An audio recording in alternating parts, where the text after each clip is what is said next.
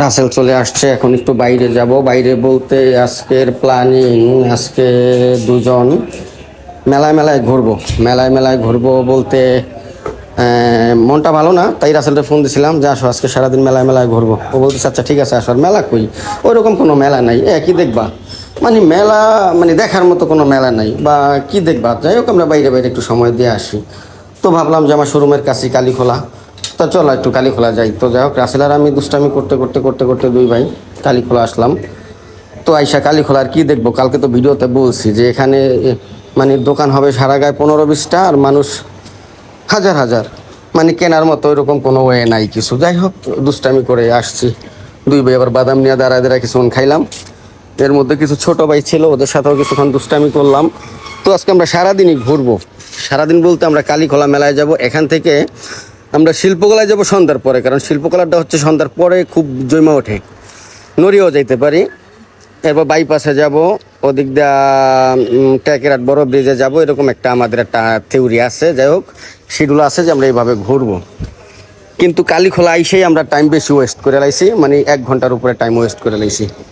তো যাই হোক রাসেল বলতেছিল চলো, এখানে আসলে দেখার মতো কিছুই নেই, শুধু শুধু হাঁটাহাঁটি করে লাভ নাই, চলো আমরা শিল্পকলায় যাই। তো আমি আবার বলতেছিলাম যে শিল্পকলায় যাবা, শিল্পকলা সন্ধ্যার পরে ছাড়া জমে না, সন্ধ্যার পরে ছাড়া শিল্পকলা যাব না। ও বলতেছে আচ্ছা ঠিক আছে সেটা দেখা যাবে, আগে আসো এখান থেকে বের হই।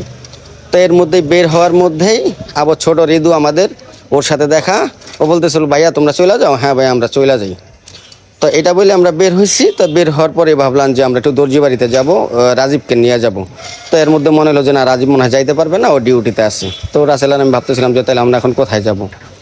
তো রাসেল বলতেছে চলো আমরা আগে একটু বাইপাসে যাই, বাইপাসে যাই একটু কফি টফি খাই।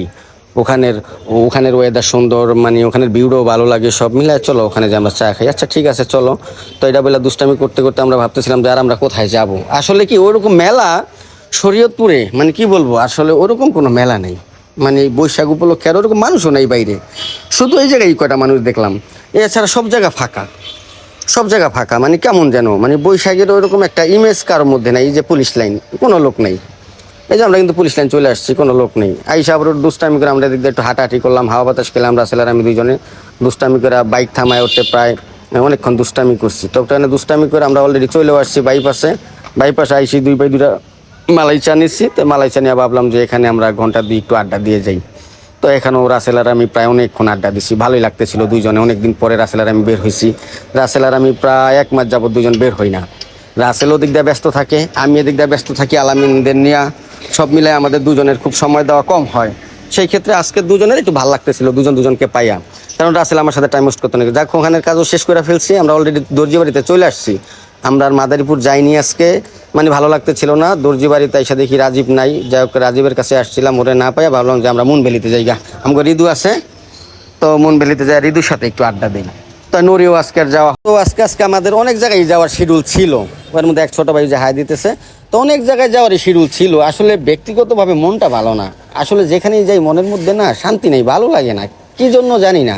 মানে একা একা লাগে, বোর বোর লাগে। মানে শিডিউল ছিল আমরা এখান থেকে মাদারীপুর যাব, মাদারীপুর ট্যাকেরাট যাবো, ট্যাকেরাট থেকে মাদারীপুর যাবো, এখান থেকে আসবো, আইসাবো নড়িয়া যাব। কিন্তু আসলে অ্যাকচুয়ালি লাস্টে আমাদের কোথাও যাওয়া হয় নাই। তো ভাবলাম কি মুনবেলিতে জায়গা, আমগো ঋদু আছে, আর আমার ঋদুটার আমি খুব পছন্দ করি। আমার এই ভাইটারে আমরা দুই ভাই জমায় আড্ডা দিতে সবসময় পছন্দ করি, ঋদু আর আমি।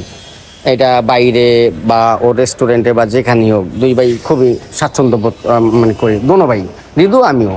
তো যাই হোক ওখানে আমরা প্রায় সন্ধ্যার সময় ঢুকছি, একবারে রাত 10টায় বের হয়েছি ঋদুর জায়গা থেকে, মুনবেলি থেকে। তো যাই দেখি ঋদু আর একটা ছোট ভাই আছে, রাসেল আছে। এর মধ্যে রাসেল বলতেছিল আমার খুব ক্ষুধা লাগছে, চলো বাসায় যা খাওয়া দাওয়া করে বের হই। কিন্তু না, বাসায় যাওয়ার দরকার নেই, এখানেই খাবার অর্ডার দিই, আমরা এখানেই খাই নি, আমরা একবারে বাসায় যাবো, এখন আর যাবো না। তো রাসেল বলতেছিল বাইরে আমার গ্যাসের সমস্যা, বাইরে গ্যাসের খাবার খাবো না। Okay fine. তো এর মধ্যে আমরা ফাঁকে আবার বের হয়েছি, বের হয়ে রাসেল আমি বাইরে খাওয়া দাওয়া করছি, বাইরে সামথিং কিছু খাবার খেয়েছি, খাবার টাবার খাইয়া আবার যাই উপরে উঠছি। তো যাই দেখি ঋদু নাই। তো ঋদুর আবার ফোন দেওয়া যায় নাই, আর ঋদু আমার বাইরেরা না পাইলে আবার আমার ভালো লাগে না। তো আবার ঋদুরে ফোন দিছি, বলছে ভাইয়া আসতেছি। তো যাই হোক এরপর আবার ঋদু আসছে, আসার পর বলতেছে ভাইয়া আসেন আমরা সবাই পুল খেলি। তো এই একসাথে 4 জন দাঁড়ায় গেলাম, রাসেল আমি ঋদু আর একটা ছোটো ভাই ছিল।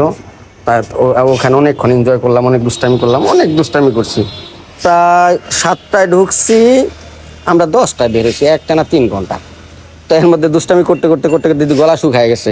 রাসেল বলতেছে খাইতেও দিলে না, বাসাও যাইতে দিলে না, বাইরে খাইলাম, গলা শুকায় গেছে, এখন কি খামু? আচ্ছা কোল্ড ড্রিঙ্কস ওয়াটার দাও। তো এর মধ্যে আমরা কোল্ড ড্রিঙ্কস ওয়াটার দিছি, আমাদের কোল্ড ড্রিঙ্কস চলে আসছে। তো যাই হোক কোল্ড ড্রিঙ্কসটা খাই খুব মজা পেয়েছি, কারণ সেটাতে বরফ, প্রচুর পরিমাণে বরফ দেওয়া হয়েছিল। বরফটা দেওয়ার কারণে প্রচুর ঠান্ডা হয়েছে, খাই খুব মজা পেয়েছি। যাই হোক ওখানে আমরা বাইরা প্রায় 3 ঘন্টা ফুল খেলছি। তো আজকে আর কোথাও যাইনি, যাওয়ার মতো শিডিউলও নাই। তো এখন আবার শোরুমে যাব। শিডিউল বলতে শিডিউলের মধ্যে শিডিউল হচ্ছে এখন শোরুমে যাব, আলামিন আসবে। আমার এই ভাইটা আবার আমার না পাইলে ওর ভালো লাগে না, ওর একা একা লাগে। তো আলামিন আসলে দুই ভাই আর কি একটু বের হবো। তো আলামিন আর আমি সবসময় বের হই 10টা, 10:30, 11টায়। আমাদের দুই ভাইয়ের কাজই হচ্ছে জায়গাতে বের হয় বাইপাসে যায় ভিআইপি মালাই চা রুটি খাইয়া দুই ভাই 1-1.5 ঘন্টা আড্ডা দেই। আড্ডা দেওয়া শেষ হলে ওখান থেকে ব্যাক করি রিপন ভাইয়ের দোকানে লেবু চা খাইয়া। এরপর এখানে আমি 12টা 1টার আগে কখনোই বাসায় ঢুকি না, সব সময় আমার রুলস 12 থেকে 1টা। তো তখন আর কি এই মাপটা হয়ে যায়, ওই 1টার মধ্যে এখানে কাজ শেষ করে এরপর বাসায় ঢুকা যায়। যাই হোক এখন আবার চলে যাবো, এখান থেকে বের হয়েছি শোরুমে যাব। শোরুম থেকে ইনশাল্লাহ আলামিন আসলে আবার দুই ভাই বের হবো, বের হয়ে হয়তো বা আবার বাইপাসের ওদিকে যাওয়া হইতে পারে। যাই হোক রাত 10টা পর্যন্ত বাইরে আড্ডা দিলাম আজকে অনেক সময়। এই জিরো মাইলসে কখনো এত সময় আমি দেই নাই আইসা, সর্বোচ্চ আধা ঘন্টা, 1 ঘন্টা, 1.5 ঘন্টা। আজকে একবারে রিদুর সাথে আমার ভাইয়ের সাথে একটানা 3 থেকে 4 ঘন্টা আড্ডা দিলাম, 3 থেকে 4 ঘন্টা। তাই খুব ভালো লাগছে। যাই হোক চলে আসছি। আবার আমার ভাইটা বলছে ভাইয়া কালকে কিন্তু আইসা পড়েন।